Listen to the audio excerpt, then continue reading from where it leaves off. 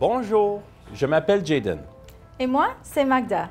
Aujourd'hui, nous allons parler des différents types d'ordres portant sur des actions que tu peux utiliser quand tu investis par toi-même.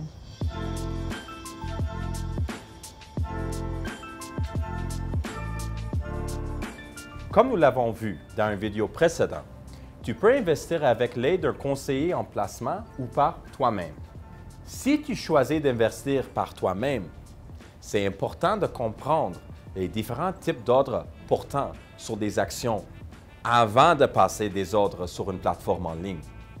Les deux types d'ordres les plus courants sont les ordres au cours du marché et les ordres à cours limité. Mais il y a aussi les ordres stop, les ordres stop avec limite, les ordres stop suiveurs, ainsi que d'autres. C'est exact, Jaden. Je te donne un exemple concret pour t'aider à comprendre. Tu es à l'école secondaire et tu as épargné de l'argent en travaillant à temps partiel. Tu décides d'investir dans l'entreprise populaire de chaussures de Sports Kicks Unlimited, dont tout le monde parle à l'école. Tu décides d'utiliser un ordre au cours du marché. C'est le type d'ordre le plus simple. Il s'agit d'un ordre d'achat ou de vente d'une action qui est exécutée immédiatement au prochain prix disponible. Par exemple, si tu veux acheter des actions de Kicks Unlimited et que le prix actuel du marché est de 50 $ par action, tu obtiendras les actions à environ 50 $ en plaçant un ordre au prix du marché. De cette façon, tu obtiens les actions immédiatement. Les ordres au cours du marché sont utiles si tu veux acheter ou vendre des actions sans délai. Exactement. L'avantage d'un ordre au cours du marché est qu'il est exécuté le plus tôt possible. Donc, tu as la certitude que l'opération serait effectuée. L'inconvénient, c'est que tu ne connais pas le prix auquel l'action serait achetée et vendue. Le prix dépend au cours acheteur et du cours vendeur. Le cours acheteur, c'est le prix qu'un acheteur est prêt à payer pour une action. Et le cours vendeur, c'est le prix auquel un vendeur est prêt à vendre une action. Ensuite, il y a les ordres à cours limité. Ce type d'ordre te permet de fixer le prix maximum que tu es prêt à payer pour acheter une action ou le prix minimum auquel tu es prêt à vendre une action. Donc, si tu veux acheter plus d'actions de Kicks Unlimited, mais que tu n'es prêt à payer que 45 $ par action, tu peux créer un ordre à cours limité à 45 $. Si le prix de l'action chute à 45 $ ou moins, ton ordre serait exécuté. Sinon, il ne serait pas. Pour les ordres au cours du marché et les ordres à cours limité, il y a 3 choses à considérer. La première, les frais de courtage, parce que les plateformes de courtage chargent des frais pour passer les deux types d'ordres. L'écart acheteur-vendeur, parce que le coût final est habituellement influencé par la différence entre le cours acheteur et le cours vendeur, en particulier dans le cas des ordres au cours du marché. Puis, la durée de l'ordre, parce que les frais et la probabilité d'exécution peuvent être influencés par les différentes durées des ordres. Passons maintenant au ordre stop.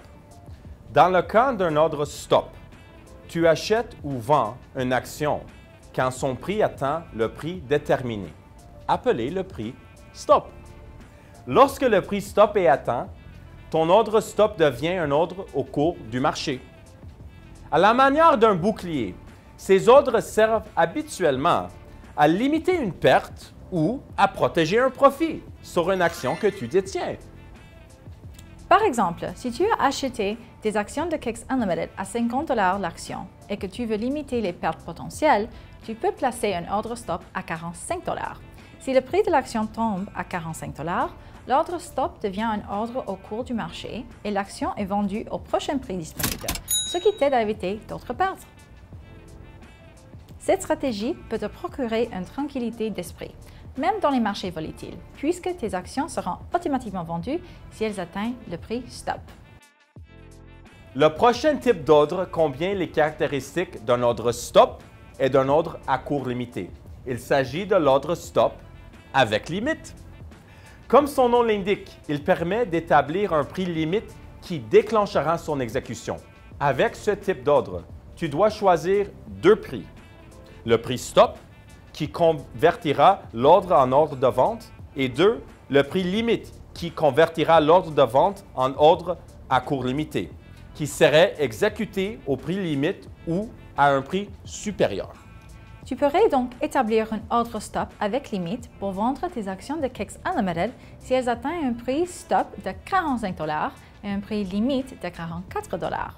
Une fois que le prix de l'action atteint 45 $, l'ordre avant stop à 44 $ ou plus sera déclenché.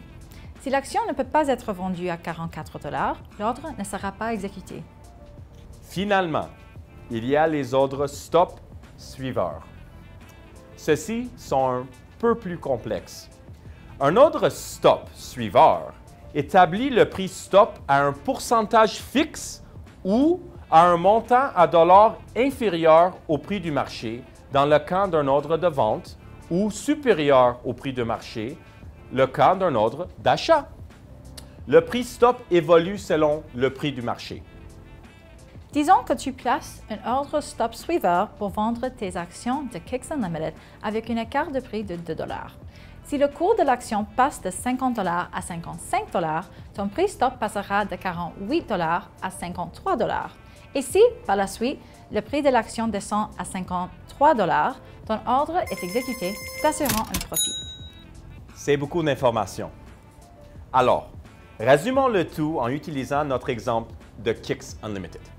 Dans le cas d'un ordre au cours du marché, tu achètes ou vends une action au prochain prix disponible. Par exemple, tu achètes Kicks Unlimited au prochain prix coté qui est de 50 $.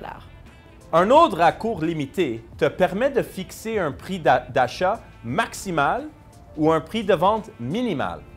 Par exemple, tu achètes des actions de Kicks Unlimited seulement si leur prix descend à 45 $. Tu passes un ordre stop pour vendre des actions dans le but de limiter les pertes. Par exemple, tu vends tes actions de Kicks Unlimited si leur prix descend à 45 $.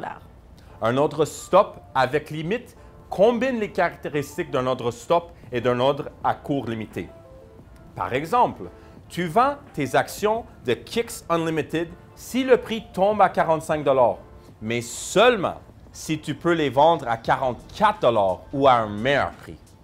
Et les ordres stop suiveurs permettent de fixer un prix stop en fonction de la trajectoire des cours du marché.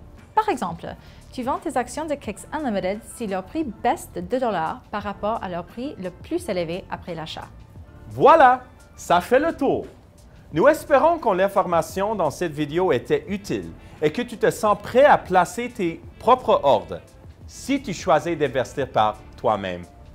Nous t'invitons à regarder les autres vidéos de notre série Parlons Finance. À bientôt!